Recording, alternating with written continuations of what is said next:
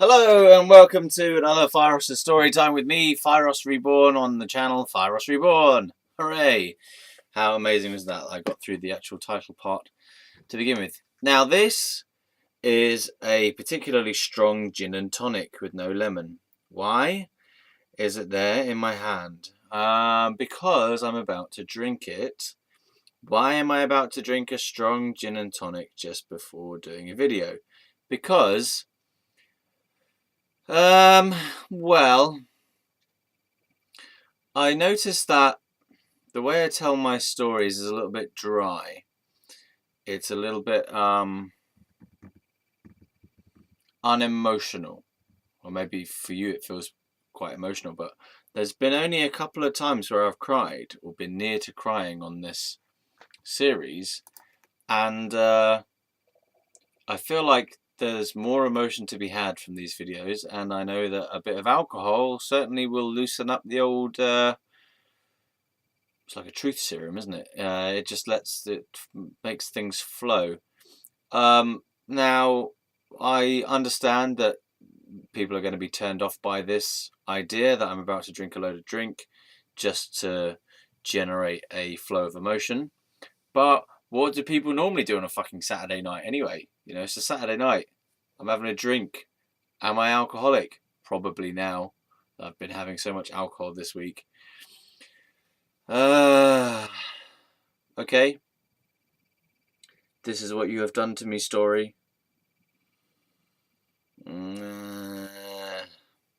So yeah, this might be irresponsible. Probably is irresponsible. It is irresponsible. I don't care. I'm gonna do it because I feel like it will help me to access the place of emotion that I need to get to have a cathartic release from this stuff. So I'm gonna have the drink now instead of afterwards.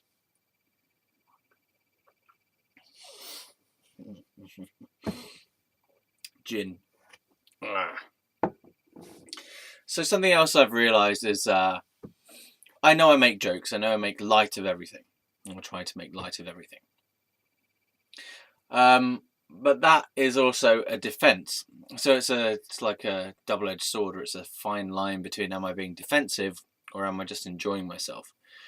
So, you know, maybe there are occasions where I'm laughing at things to avoid crying, to avoid going deeper, to avoid feeling a deeper emotion that is a difficult emotion. So, I just farted then. So, and that I actually find that irritating in other people's videos, where they laugh as a kind of cover-up thing. I've noticed people do this laugh thing where they and it's just off-putting because I'm like, there's some issue that's being covered by that laugh.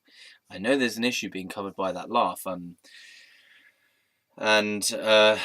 I've noticed that I've been doing that a hell of a lot in these videos. You know, like laughing at the story, whereas really it's probably more of a traumatic story, and it's not something really to laugh about. It's more of a tragedy. Yeah. So, and I feel like the laughter also serves a role-playing mechanism. It's a way to keep up the light-hearted role. So it's a way to maintain Fieros as a role rather than Fieros as a being.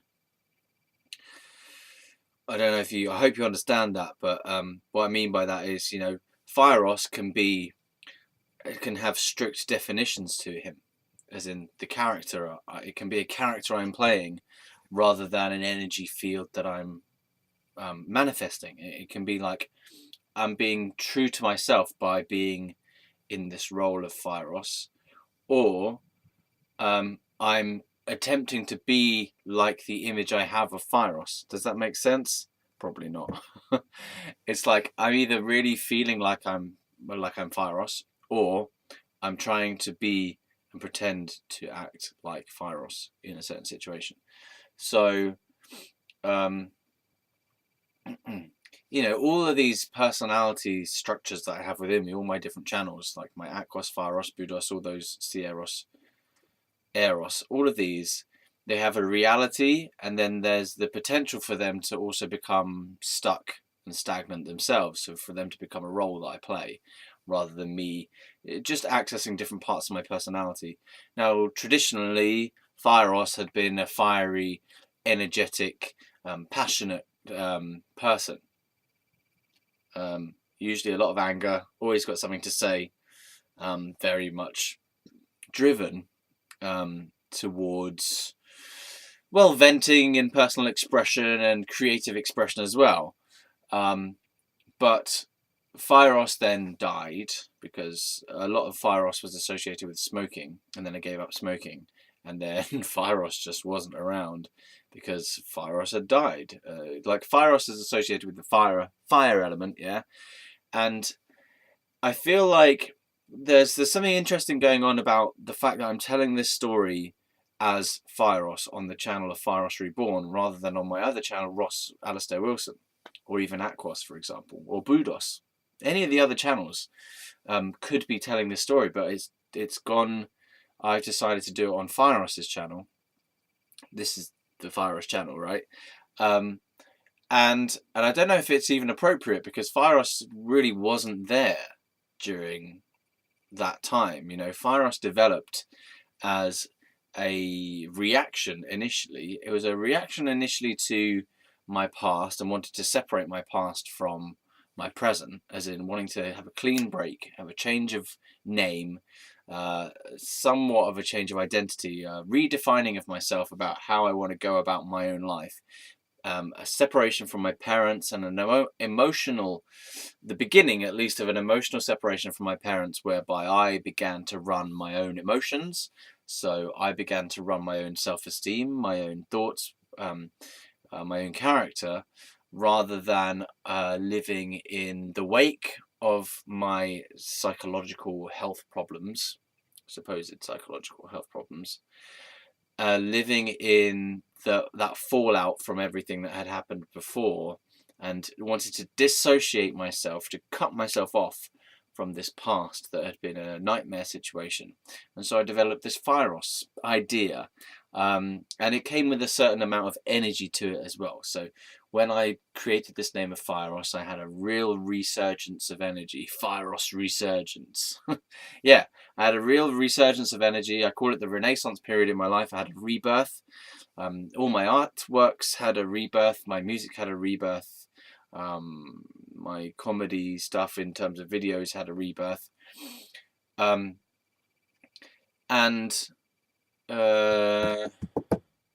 that was all under the title of Fieros. Like people like Aquos and Buddhos and Fieros and Eros had not been thought of or born yet, if you like.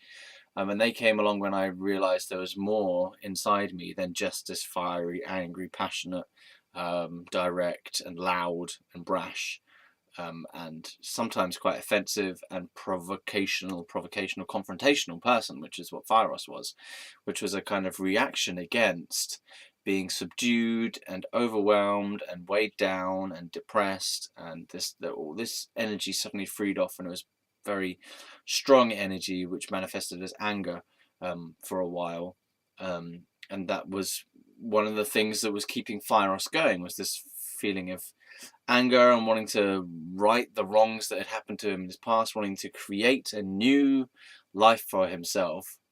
That's what that was. And I speak about it as in third person because it feels in third person, because I am here right now, this is who I am. And then the Fieros thing is just a way of being, so I just shift slightly my way of being depending on what's appropriate or what I want to bring out of myself at any one time. So what I'm trying to say is that it's odd that I'm using Fieros the channel, Fieros the identity, or Fieros the person, the character of Fieros, to tell a story that really applied to someone who was called Ross, someone who was going by the name of Ross Alistair Wilson, Ross. Because all the shit that happened to me in America, I was called Ross, and so to speak about it here on Fieros channel, it's like I've put one level of remove between myself and this old person, And again, probably a defense mechanism to try and separate myself out from the difficulty of the emotion of that stuff. And to really come to terms with it, I would have to actually go into re-experiencing it as Ross, not re-experiencing it as Fieros, because Fieros puts the story of things that happened at a slight level of remove. I mean, I could talk about it in Aquos or Budos's mode of being as well, and they would have a very different way of telling the story and a different way of relating to the story, because they come from like a different place inside, if that makes sense. So Aquos, I can't really speak about him because in the Fieros mode, I don't really know anything about Aquos. Aquos is some kind of strange hyper being who has all these extra powers of magnanimity and compassion and sensitivity and peacefulness and caringness and honesty. And Fieros has honesty, but he doesn't really care about anyone else. Doing the laugh again. But yeah, Fieros doesn't really care about anyone else. Because Fieros is a wounded character, essentially. Aquos doesn't really have those wounds. And Budos, I don't know what Budos is about. Maybe he's too abstract for me to think about as Fieros right now. Yeah, Fieros is a wounded character, essentially. Fieros is pushing against the past and reacting against the past, retaliating against the past, and trying to distance himself from the past by pushing it away, and then trying to create a new present and a new future by just being very, very active and very passionate and very trying to solve the problems that had occurred from his past, righting wrongs, making amends with himself. And going on a healing journey. But as I'm saying, like, the point I'm trying to make here is I'm obviously using some level of defense here to against going deeper, basically. And this alcohol probably is another defense, even though I feel like it's something I'm trying to use to open myself up, even. So it's hard to know what my actual point here is. There's that laugh again. It's hard to know what my actual point here is.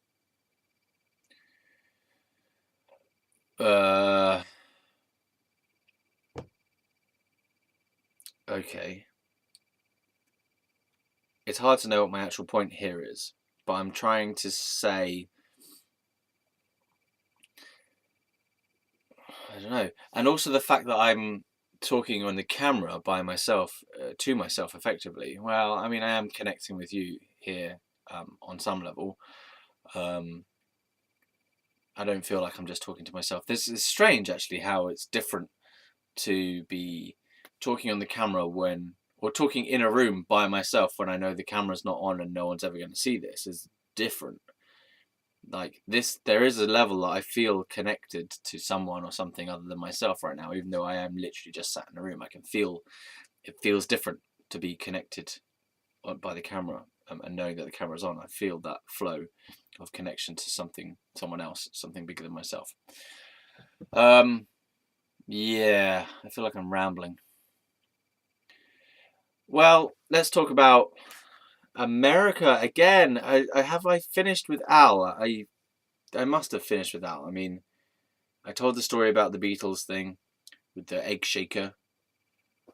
I'm consciously trying to go deeper now. I'm consciously trying not to raise up to the light-hearted level, because the light-hearted level will just make everything or the whole story into a joke. And it's like, part of me, I want to make it light and I want to make it a joke because I want to have fun in my life. But then there's the other part, which is, and I avoid being serious as well. I don't want to appear boring. I don't want to appear boring. I don't want people to tell me I'm boring. I want to be entertaining. I want to be. I suppose it's to make sure people stay. It's an abandonment thing, basically. If I'm boring, then people will criticize me and people will leave me and people will withdraw their love. So part of the process of trying to entertain people is to keep them here and to love me. So it's a feeling of trying to get attention, trying to get love, trying to get care. Yeah. I don't know, but that pattern seems old. It seems irrelevant somewhat. Like, I don't care if I'm being entertaining or boring.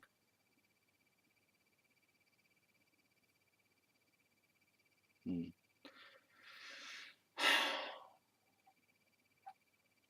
Oh man. Okay, Fieros is story time. America. So Al, there he was. That's the end of him. We finished off. The memory feels like it's fading now. It's like it's had its say.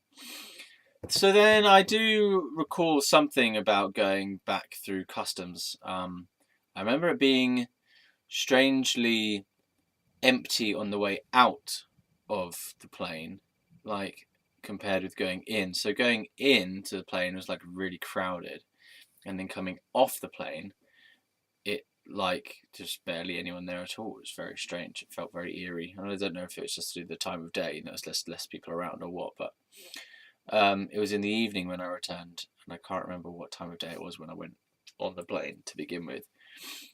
But I went through customs easy back in the UK. I mean, went through customs easy. There was no one around really. It was very sparse and spacious, and I just remember walking through these like little queue things with no one being in there, getting through easily, quickly.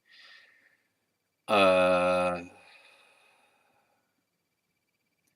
do kind of remember going down the stairs to get to wherever it is that you need to pick up your luggage. But then I feel like I might be confusing that with other times that I've done that. You know, it's all the same at one level, isn't it? When you get off a plane, everything is kind of very similar. Got my bags. Or bag. I don't even know what luggage I had. I think I had one suitcase. I remember I got rid of a hell of a load of stuff, one way or another, and I can't remember what I had. I didn't really have very much left. Maybe like a wash bag and a few bits of clothes. Yeah, I didn't have that big book. I didn't have any of the guitars. Or did I have one of the guitars? Did I bring back one of the guitars? No, I can't have done because I just left everything there. Okay. So this is coming home from America. Now, it's weird how I feel like I am less connected to this person who's coming back from America than I am, and I feel more connected to the person who I was while I was in America. So coming back to America, I feel like the image I have is of a weakness, a feeling of weakness. Like I feel my consciousness is weak somehow, or my strength is weak. My ability to recall this period is a lot less strong, so it's weaker than the other stuff. I really feel like I'm being boring right now. So I guess I got my stuff and got into the car with my dad and maybe my mum. I remember being in the back seat of the car, in the old Citroen car that my dad used to have. And apparently I said that if you try to section me, you'll never see me again. It would be nice to be able to recall whether I did say that or not. I mean, I'm pretty sure I did, but I can't remember it specifically. I can't hear myself saying those words, if that makes sense. I can't hear it in my head. I can hear my dad telling me later that that's what I said. I can't remember it from my own perspective. And this is pardon me, I forgot. This is another one of the goals of this journey, is that my story was told so much to me by people during that time and after that time as well. My life was constantly being interpreted by my family and being fed back to me and also the medical profession, the mental health professions. They were feeding back to me what my experience was. And my own understanding of my experience was being devalued and invalidated and criticized and labeled and not believed, not taken to be real at all. And And so what this means is that in my memory, I have basically two conflicting narratives, which is the narrative of my family and the medical professionals, which are saying that I'm psychotic, that I'm not well, that I'm ill, that I'm not of sound mind, that the things I say aren't true, that I'm delusional, that my behavior is erratic and irrational, and everything is a symptom of a mental health disease, a mental health disorder. I'm psychotic, I've got schizophrenia. Actually, I don't think they used schizophrenia until later. They didn't apply that term to my condition until later. But they were using all these kinds of words like manic and withdrawn and depressed and unempathetic and unsympathetic and isolated, things like this, which were not my own internal experience. My own understanding of things was not what other people were saying to me. So I have this like real issue with remembering my own story from my own perspective. All right, I don't have an issue with remembering it from my own perspective. I have an issue with being able to articulate that and tell people about it. Partly as well because the feeling is that when I explain my own story from my own perspective, I feel like it's unrelatable for one thing, because unless you've been through that and understand that experience, then you are going to find it like I am a crazy person, basically. I mean, from the outside looking in at the things I did and said, yeah, it just seems like I'm completely crazy, whatever that might mean, which means like I'm unrelatable as a human being. Basically, it's harder for you to relate to me as a human being based on the things I'm doing and the things I'm saying in the story, I mean.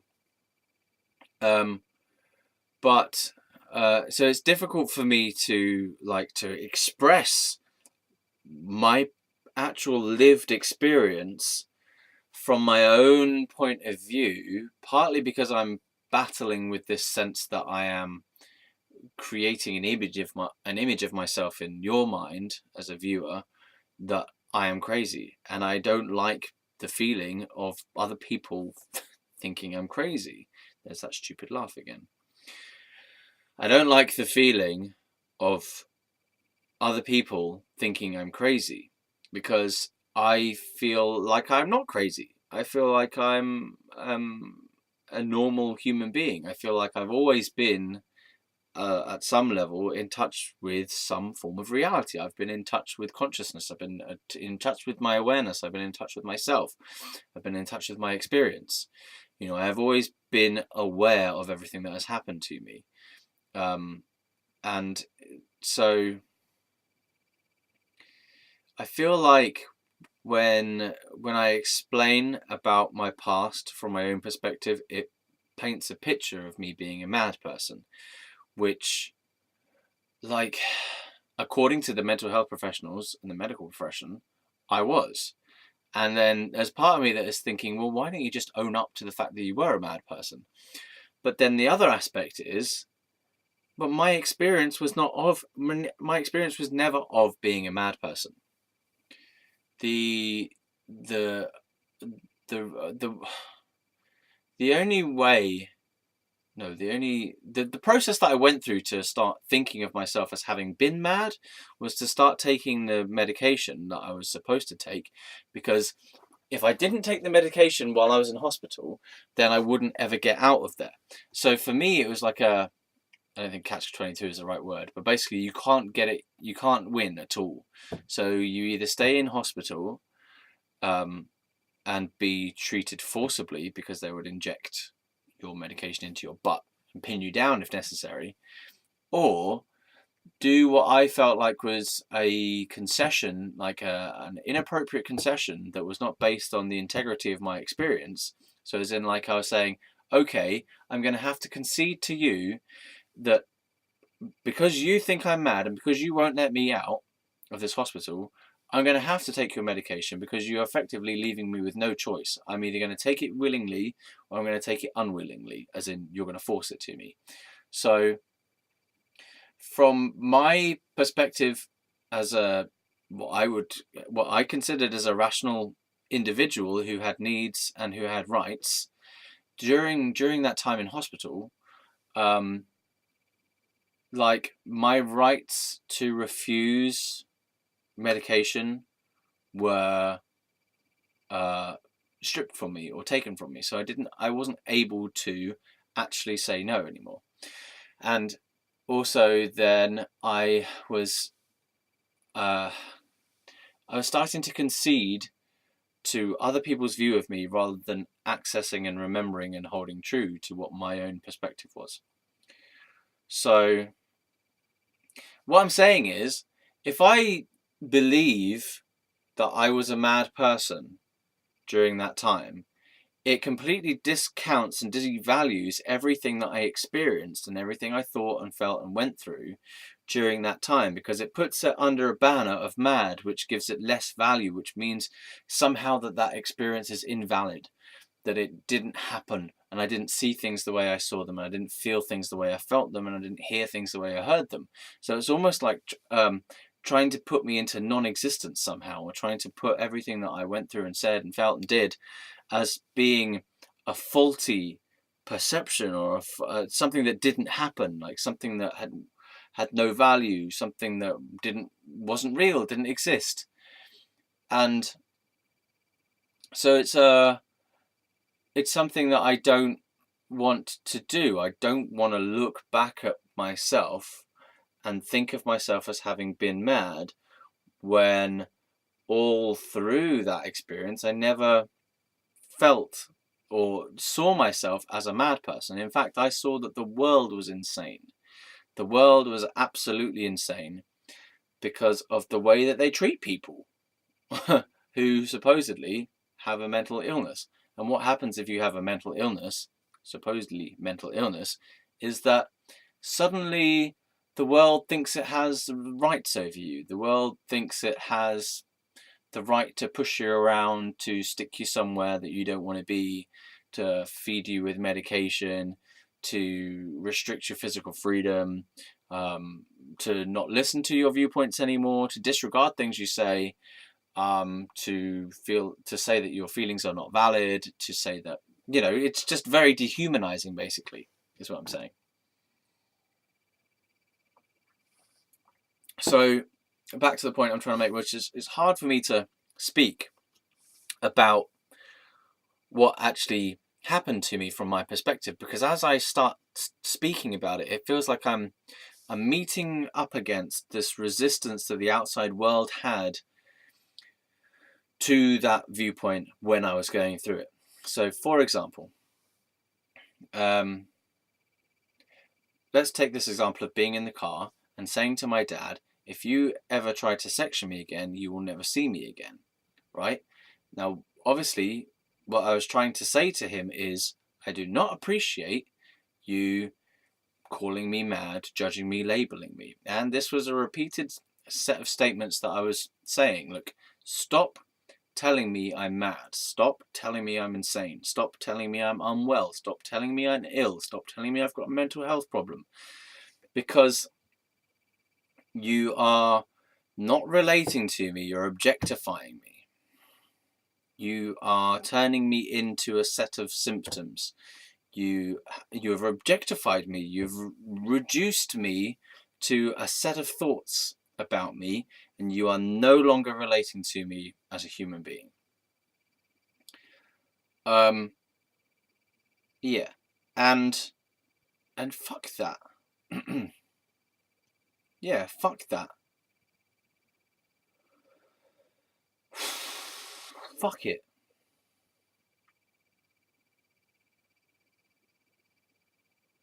Yeah. Yeah, so as I start to so my purpose to say that was because I meant it at the time.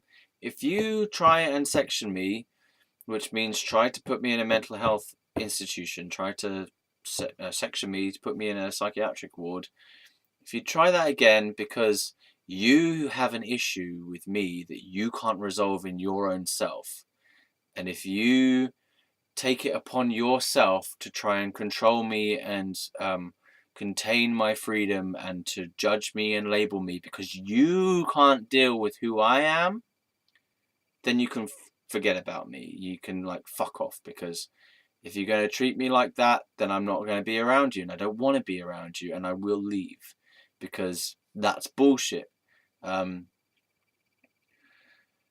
So yeah, that's my perspective. And then the guilt trip, if you like, is from the outside world. Oh, but you're only saying that because you're insane and you've got aggression problems and you've got anger issues. Okay, well, maybe the reason I've got aggression and anger issues is because you fuckers won't leave me the fuck alone. And you will keep hounding me, telling me I'm ill and insane and unwell, blah, blah, blah, blah, blah, blah.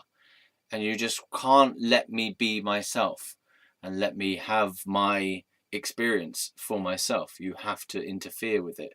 You have to change it. You've made me wrong. You've made me ill in your mind, as in you believe I'm ill. That's something that belongs to you, and yet you're trying to force that onto me. You believe I'm ill, you believe I'm unwell, you believe I'm insane, whatever it is. That's your problem. That exists in your sphere of experience. That is your belief, right? That is not necessarily the case objectively. I'm really mad. I'm really fucking angry.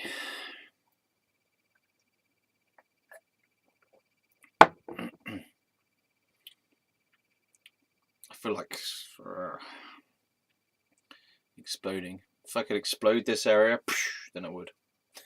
Just to relieve the tension in there. Did I do that stupid laugh again? I did, didn't I?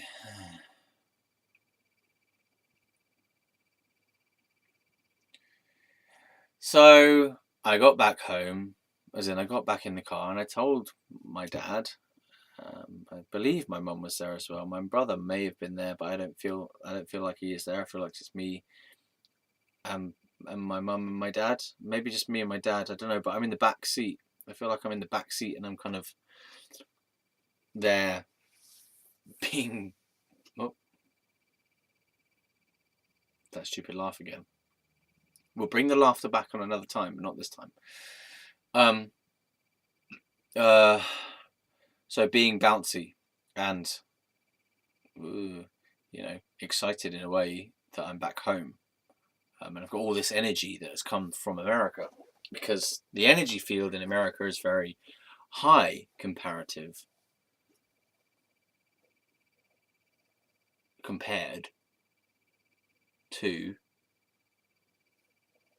England. England is very dense and heavy and packed in and squished and pain-filled. There's a lot of aggression.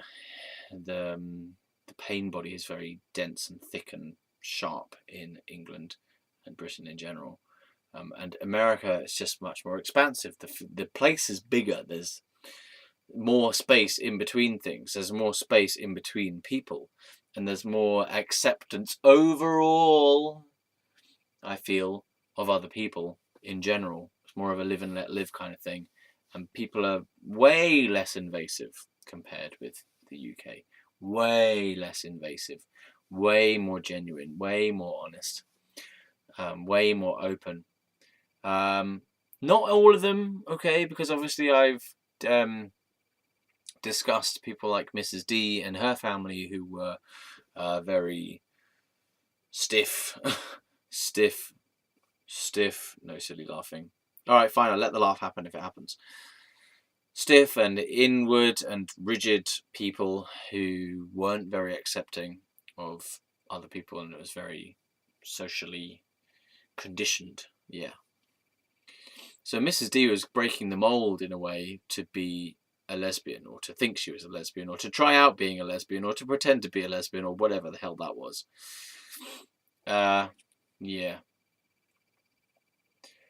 Okay, so I'm back in England, and I come home, and one of the first things I remember was I actually met up with Mr.B.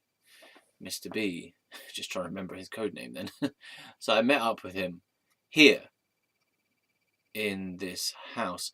Yeah, I need to kind of go back through his stuff as well, the relationship I had with him, because I didn't really cover it very well. I mean, it came right at the beginning of the story, of this series of stories, and I hadn't got into the place of being able to talk about things particularly genuinely. I was still using a dictionary at the beginning. Oh dear. Yeah, I was still using the dictionary to uh, to start the videos by reading words out of it. Yeah, because I didn't know how else I could start. I just thought it'd be a good way to start the thing by using a prompt, and it did work quite well actually. But you'll notice if you go back through the earlier videos, there's a hell of a lot more jumping around and being silly and stupid, because it's kind of like a defense. Again, a defense. This laughter as a defense is a big theme for this session. Laughter as a defense, lightheartedness as a defense. Staying up high in the high space of the head and not going down into the body space of the heart and the emotions and the gut, to really get to that level where things have a visceral importance. Have a visceral feeling, a physical feeling, the real physicality of the emotions and the physicality of the sensations that I went through. They're like, it's all stored in the physical body, isn't it? Not muscle memory, but your emotions and your experiences also register in your body as you go through them. So everything that you feel and hear and say as you go through life is being registered by your different senses and by your physical body as well. So you're not only hearing things, but you're feeling the wind on your skin, you're feeling the heat and the cold, you're feeling pain and pleasure. You're feeling whether you've got dry skin or not. You're feeling whether you're ill or healthy, that kind of thing. All that stuff is part of your memory, isn't it? When you recall times from the past. And it can be, in fact, reactivated. So, for example, when people remember traumatic experiences of illness and they talk about it, occasionally they have a minor resurgence of the feelings of that illness again, or even the symptoms of that illness again, as a way of purging the memory of the illness from the body system itself. So this sounds like I know everything, but I don't. There's that laugh again. Yeah, so I'm trying to get back more into a deeper place. So there's this laugh. There's a bit of a stuck energy around the face and throat, and I want to pull back down into a deeper place for this type of stuff. Videos. Let's drink this. Shut up.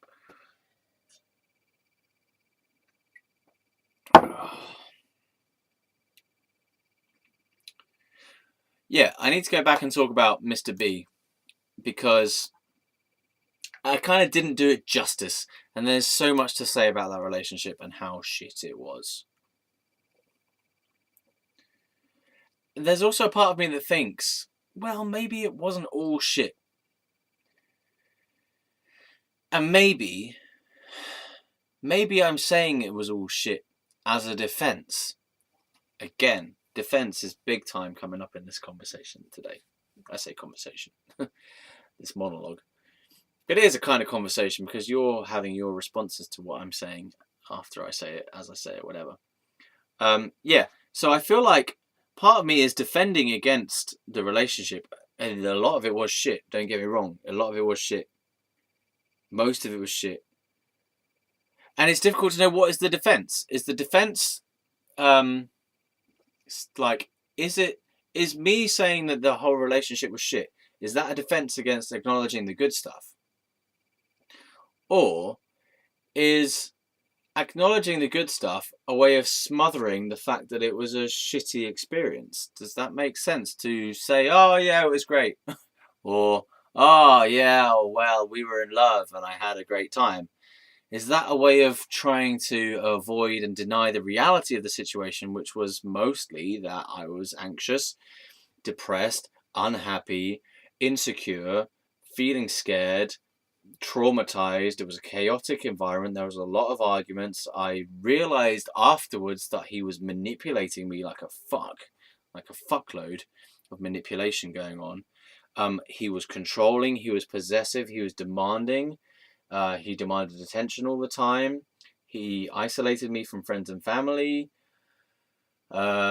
He was negative towards my belief systems. He was controlling with regard to my money. He was directive, as in he would try and direct me in my life about what to do with my life. He put guilt trips on me. He wouldn't let me speak to women at all, pretty much.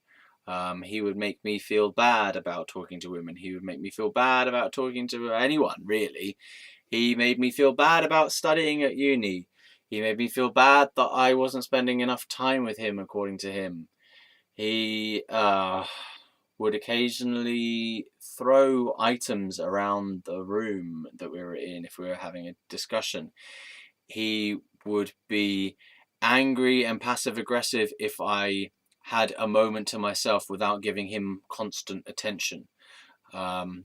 He was controlling with regard to how I did my hair and what I could do. For example, I wanted to shave my hair off for charity, and also partly because of my Buddhist leanings. I kind of thought of myself as a Buddhist at that time because I'd read some books on meditation. No, not only that. All right, I'm criticizing myself a little bit.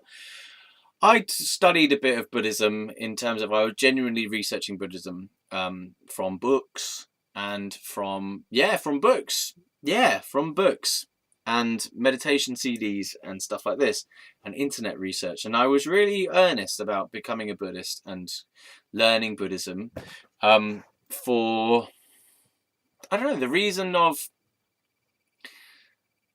wanting the enlightenment thing, I suppose. Why does anyone else try and become a Buddhist?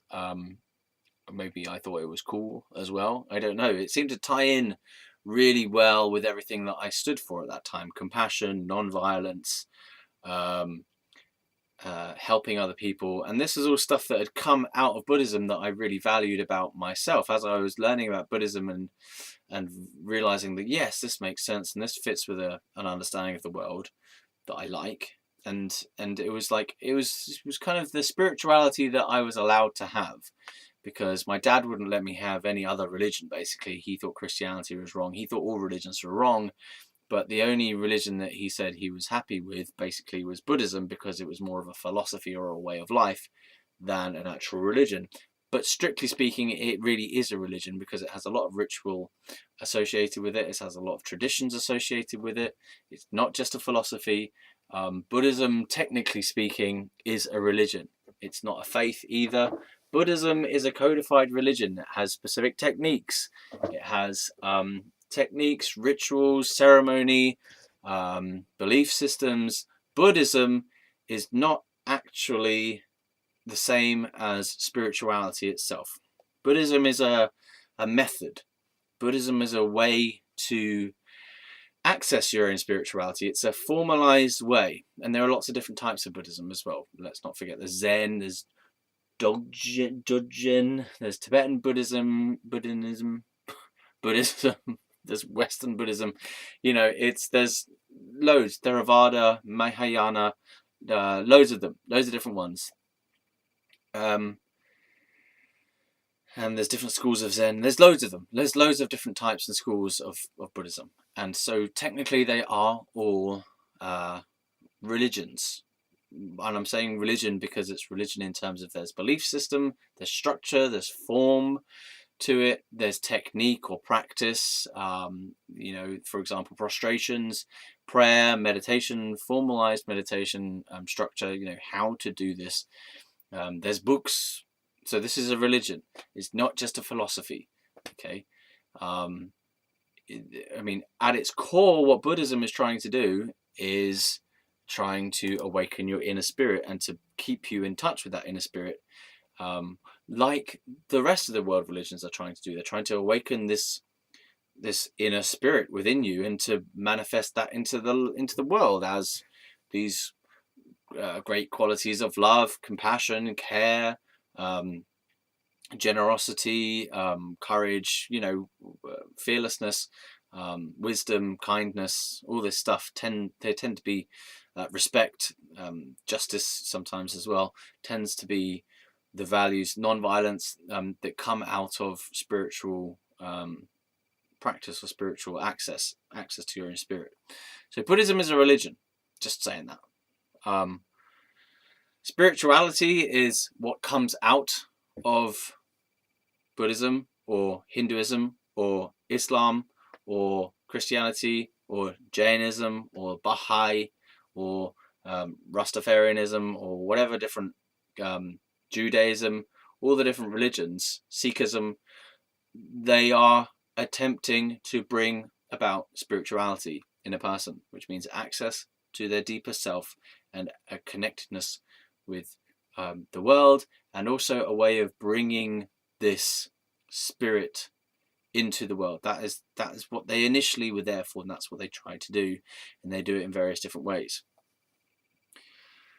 Okay, that's just another rant against my dad, basically.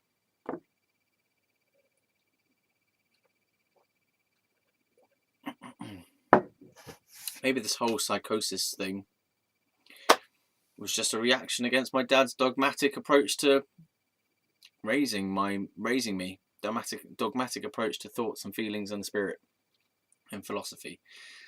He was a very opinionated person, and you couldn't argue with him, as in he was right no matter what, according to him anyway. Patriarchal person. He was. Okay, I don't want to say that he is, because he is not that way now. He still has some of these controlled tendencies, but he has been through a lot of therapy, counselling, and personal development work that makes him now a much more relatable person.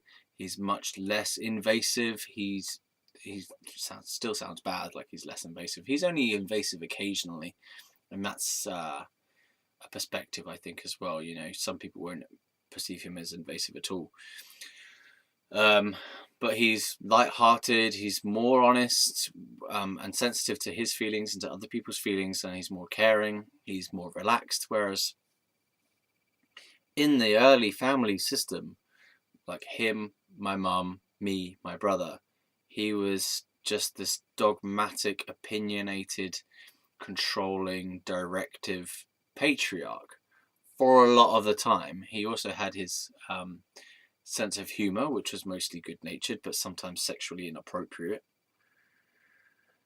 A lot of paedophile jokes, and a lot of jokes about the church, and a lot of jokes about the church relating to paedophilia.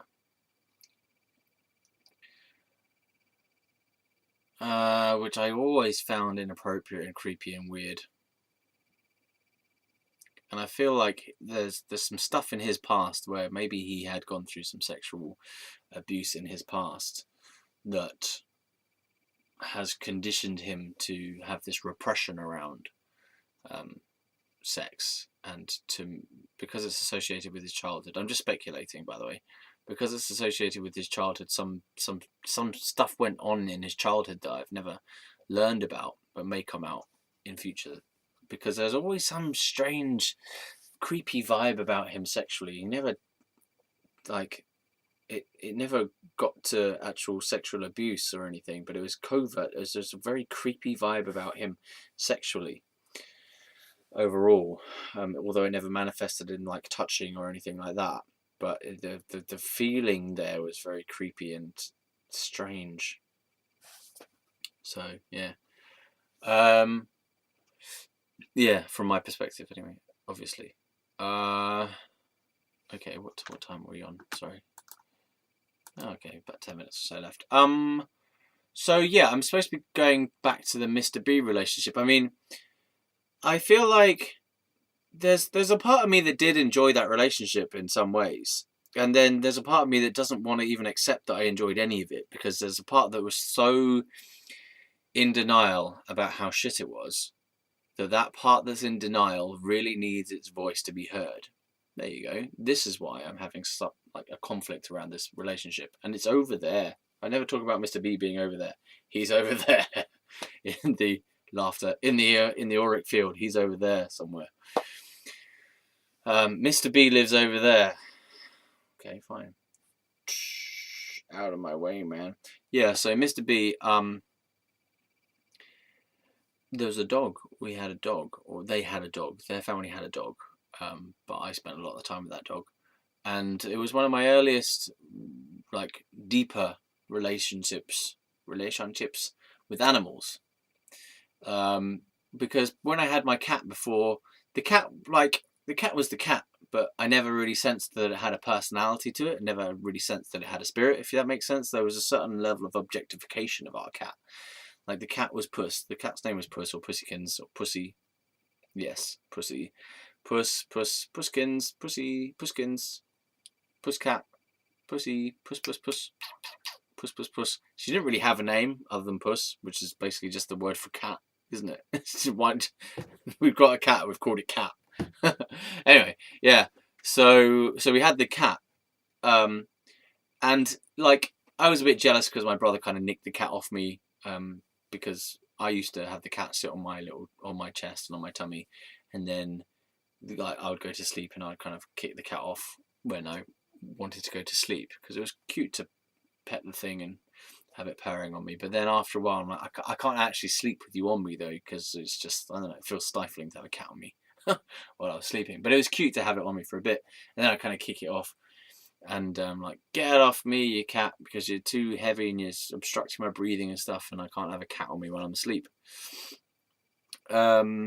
I don't know whether other people can have cats on them when they're asleep. I just couldn't do it. I was young, man. Give me a break. I feel like you're punishing me because I can't have a cat on me when I'm asleep.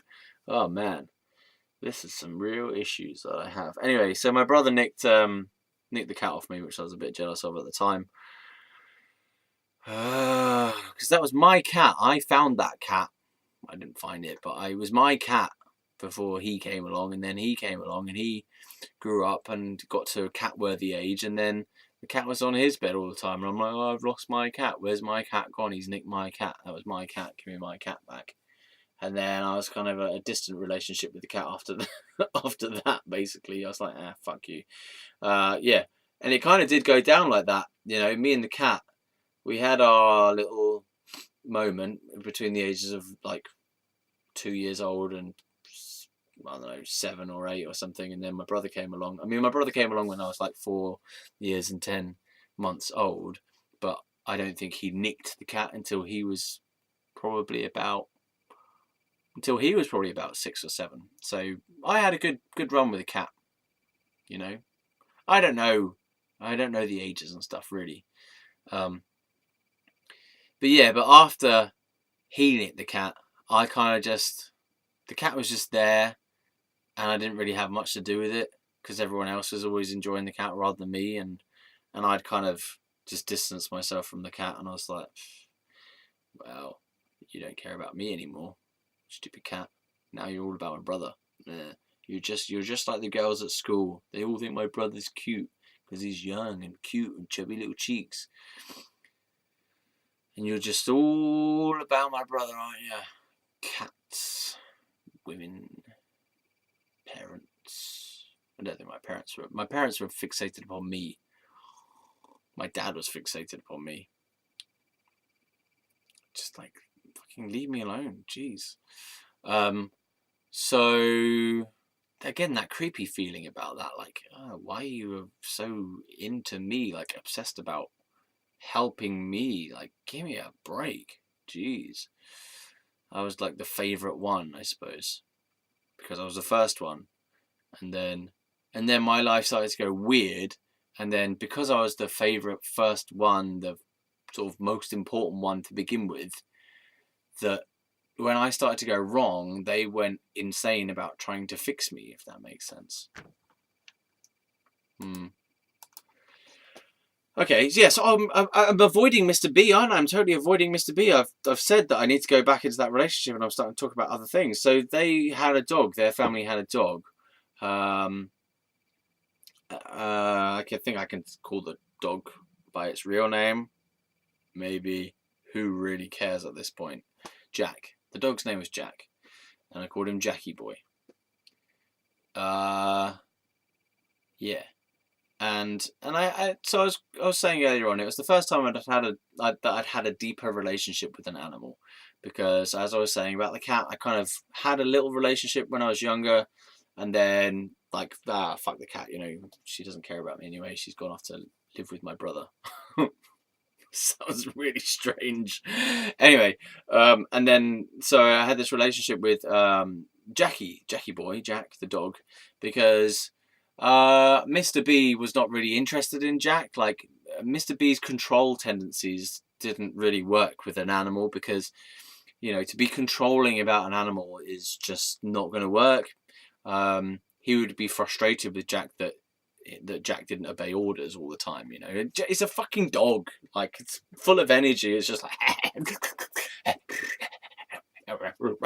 it's a dog, fuck's sake. It's just an energetic being, isn't it? It's just like dogs are a little bit mad, and they just cannot be controlled necessarily. Obviously they can be tamed and taught and stuff like this, but their essential energy is not of that nature, is it? So Mr.B would be very kind of like, almost like, well, not almost, he would shout at the dog, and he would be like pissed off at the dog when the dog would just be being a dog. And I'm like, he's just being a dog, man. Like, give him a break. It's just, that's what dogs are like. They run about and they flap their tails around. And he was like, no. Mr.B was always like, no, Jack, down, and stuff like this. And I was like, So I understood at that point there was something to be learned from the animal kingdom, which was and like how to treat an animal as though, how to respect an animal, basically, to not talk down to an animal just because they're an animal, to not be mean to an animal because you think they're lower than you because they're an animal. Like this understanding came around the time when I started reading the stuff from Eckhart Tolle, and I realized, all beings have, and the Buddhism as well, all beings have this sense of spirit to them. They all have this aliveness value as a being. They have this internal spirit, like a soul kind of thing. They have, and I was also becoming vegetarian and vegan as well at the time, so I was really starting to connect with the animals as, like, animals are not just something for us. Animals are not there for us to eat and for us to play with and for us to own and for us to, kill or keep or contain or put on a leash. I mean, I'm not totally against pets, don't get me wrong. I'm not against pets at all. I think pets are fine, actually. But I think that there has to be a respect between you and the animal, that if you're going to have a pet, for example, that you don't treat the pet badly, and that you don't be mean to a pet or an animal, because they have a consciousness, they have a being, they have a spirit, they have a soul. It's obvious that the animal feels pain. It's obvious that the animal doesn't want to feel pain. It's obvious that the animal is scared, that it feels hunger. It's alive. It's a fucking real being. And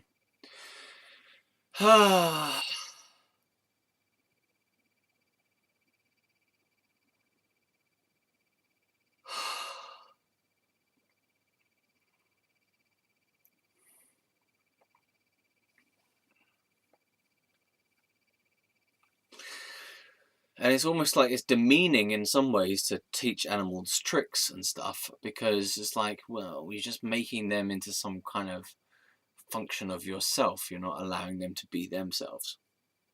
I don't know. Maybe I'm getting too deep, but so I was developing this relationship, and I was trying not to talk down to the animal. I was trying to connect with it, with him, with Jack, and I'd take it out and throw the ball and stuff, and I don't know, try and connect with it somehow, like look into his eyes and really